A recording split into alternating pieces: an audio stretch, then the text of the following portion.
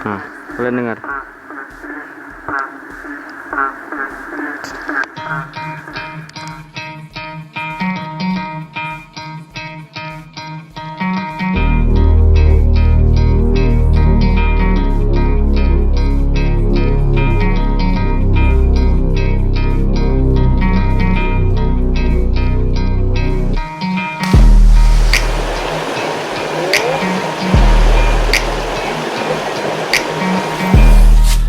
Assalamualaikum warahmatullahi wabarakatuh teman-teman semua.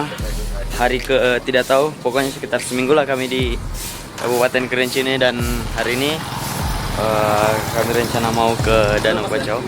Jadi Danau Kocok itu salah satu spot yang ya rekomendasi lah. Nantilah kalian lihat bagaimana Danau Kocok itu. Boska, sudah siap traveling lagi Boska? Kasih makan netizen. Makan netizen. Ayam panggang.